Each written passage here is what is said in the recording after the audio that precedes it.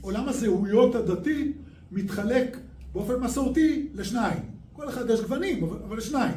יש חרדים ולא חרדים. גם אנחנו פה מדברים על העניין הזה. עכשיו, ההתחלקות הזאת במקורה התחילה כהתחלקות סביב השאלה הציונית. אם אתה בעד הציונות או נגד הציונות, כשבתוך הבעד ובתוך הנגד יכולים להיות כל מיני גוונים בכל מיני סוגיות שונות ומשונות, אבל בעצם זה קו פרשת המים שמחלק את הזהויות הדתיות. עד היום. זאת אומרת, העיתונים מתחלקים לפי זה, המפלגות, מוסדות החינוך, השידוכים, הספרות שעות, הכל. זאת אומרת, יש פה איזושהי חלוקה מאוד ברורה כמעט בכל הפרמטרים סביב נושא שבעיניי הוא כבר מזמן לא רלוונטי. דוגמה של הבחירות לרבנות היא דוגמה סופר מייצגת שגם עולה היום מחדש. כל הזמן מדברים על ייחוד הכוחות הציוניים דתיים. ייחוד סביב מה? סביב להגיד הלל ביום העצמאות? זה הדבר היחידי שמחבר אותם. השאלות שבאמת הרבנות מתמודדת איתן, זה שאלות שלא קשורות בשום צורה לציונות. הן קשורות לשאלה של מודרנה, הן קשורות לשאלה של מעמד האישה, הן קשורות לשאלה של איך תופסים את ההלכה, כן, במובן יותר גמיש, פתוח, מעודכן, לא יודע איך לקרוא לזה בדיוק, כל השמות האלה לא מוצלחים. על זה בעצם ניטשים הוויכוחים. עכשיו, על זה הקואליציות האמיתיות זה בין חרדים לבין חרדלים. זה הקואליציה הטבעית. ומי שעומד בצד השני, כן, הרב סתיו, בבחירות הקודמות לרבנות, אז תמיד אמרו, אוי, איך לא הסכמנו להתאחד ולכן הרב סתיו לא נבחר. לא הסכמנו להתאחד סביב מה? התאחדו בדיוק מי שחשבו אותו דבר, ואכן הוא היה במיעוט מזהיר ולא נבחר. הוא לא נבחר בגלל שהוא באמת במיעוט. אבל הנהי הזה שהיה אחר כך, משקף את העובדה שיש פה תפיסה לא נכונה של המציאות. אחוז לא מבוטל מבין מה שמוגדר כחרדים למשל, אני לא רואה שום הבדל ברמה הפרקטית בינם לבין ציונים דתיים מהמרכז, גוש עציון. מדבר, יש פה שני ראשי ישיבה של גוש עציון. כן? מה בעצם ההבדל? בסדר, אז הם אומרים הלל והם לא אומרים הלל ואלה כן אומרים הלל, אלה עם כיפה סרוגה ואלה עם כיפה שחורה, הם לא מתחתנים אחד עם השני והולכים לבתי ספר שונים. אבל מבחינת התוכן, האנשים האלה בסך הכל חלקם הגדול חושבים שכן היו מתגייסים, לולי כל מיני מגבלות חברתיות ואחרות, גם חושבים שנכון להתגייס. האנשים האלה גם מאמינים בזה שצריך ללמוד לימודים רחבים יותר, לימודי ליבה או לא משנה, הכשרה מקצועית, חלקם מאמינים בהשכלה, אני פוגש לא מעט כאלה, חלק מהם גם יושבים פה, אבל אני חושב שזה ציבור הרבה יותר רחב ממה שרואים אותו, אני כבר עוד מעט, ולכן התחושה שלי זה שהקבוצה הזאת בעצם לא, בגלל קשר לשוק הזה לא מקבלת ביטוי. היא לא מקבלת ביטוי. עכשיו יש המון התארגנויות והמון קיטורים והמון זה שאנחנו לא מרוצים מזה ולא מרוצים פה, וכל אחד עושה פעולות, ויש אנשים שעושים פעולות מבורכות, הכל טוב, זה לא מתחבר לאיזושהי אלטרנטיבה אחרת. משהו שיציע אלטרנטיבה לשני הצדדים האלה, שבעצם לוקחים את המונופול על המפה כולה. שני הכתבים שמובילים את שני הצדדים, בגדול, עוד פעם, מובילים את שני הצדדים, החרדים מול החרדלים, אפשר לקרוא לזה. זאת אומרת, השמרנים הציונים דתיים, או הלא חרדים, אוקיי? ולהם מאוד נוח להגדיר את כל מי שלא שם כלייט. כן? בצורה מאוד מאוד כללית. עכשיו, נכון, יש גם לייטים, זה ברור. יש גם הרבה לייטים. אוקיי, הכל נכון. אבל הדיכוטומיה הזו שאומרים, או שאתה, הרי היום אפשר לקרוא במאמרים. השאלה אם אתה חרדל או לייט. אלה שתי האופציות. זאת אומרת, השאלה, ככה זה מחולק. עכשיו, הדבר הזה קונה שביטה גם אצל אנשים שאני חושב שבאופן בסיסי לא היו מקבלים דבר כזה.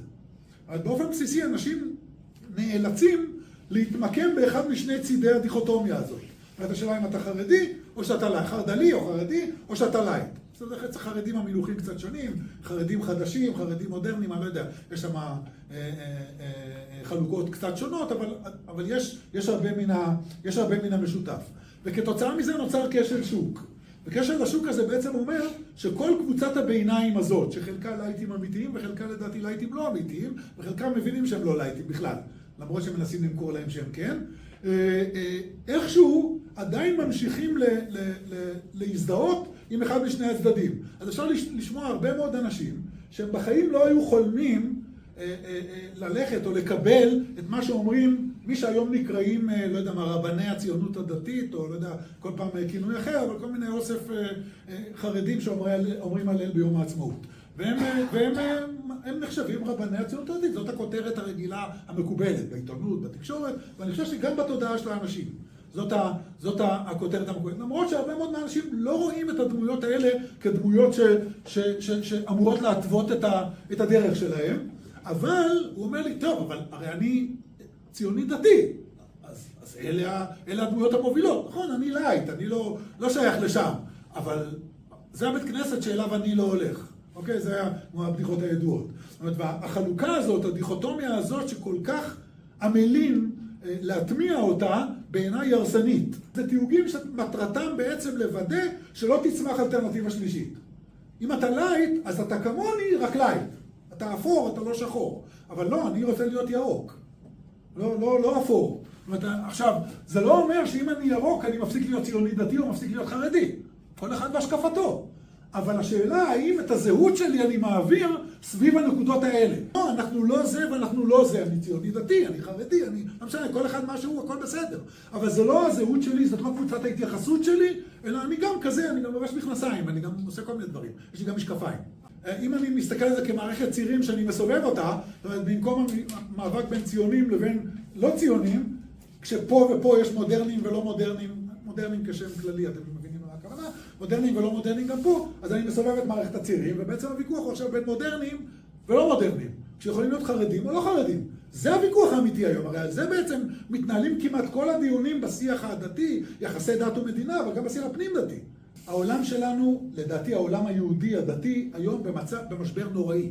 במשבר נוראי, החילול השם שנוצר הוא מטורף. היום יש איזשהו חילול השם שאני לא מצליח לישון עם הסיפור הזה, שאני רואה איך היום נתפסת יהדות בעולם, לא רק בארץ. איך נתפסת יהדות? זאת אומרת, זה אוסף של קיצוניים, שמרנים, פרחחים הייתי אפילו אומר, מתנהלים באיזושהי צורה, ועוד פעם, אני לא נכנס בכלל לשאלה למה אני מסכים ולמה אני לא מסכים, ובטוח שיש פה חילוקי דעות לגבי העניין הזה, אבל התמונה הכללית היא תמונה שנראית מאוד בעייתית. יש הרבה מאוד ארגונים, הרבה מאוד גופים, ובוודאי הרבה מאוד אנשים ברמה הפרטית, ואישים, גם אישים מובילים, שרוצים איזשהו כיוון אחר, פועלים למען כיוון אחר, אבל הסיפור הזה לא מתאגד. זאת אומרת, הוא לא מקבל נוכחות בשיח הציבורי, ועוד פעם, אני לא מדבר על פוליטיקה. פוליטיקה היא ביטוי. אני מדבר על השאלה של מה נראה בשטח, בשדה הדיון היהודי. כן?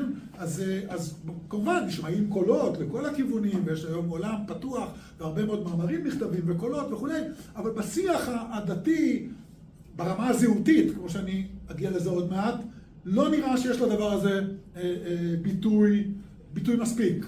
יש פה משימה מאוד חשובה, לאיפה התורה, לאיפה היהדות הולכת. והיום זה דבר אקוטי, זה משבר מטורף. ואנחנו כולנו בשקט.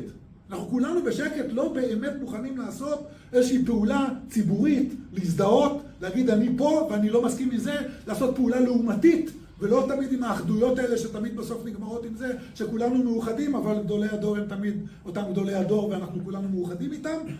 אפרופו הבחירות לרבנות שהיו עכשיו, או שעומדות להיות, וכן הלאה, וככה זה נראה. ואם אנחנו נמשיך כל אחד להפטיר כדי אשתקד, ועוד פעם, כל אחד במשימותיו מאוד חשובות, הכל נכון, בסופו של דבר, אני חושב שהאשמה היא עלינו. זאת אומרת, אנחנו צריכים לקום ולעשות מעשה. בלי זה, שום דבר לא ישתנה, אין מישהו אחר שיעשה את העבודה.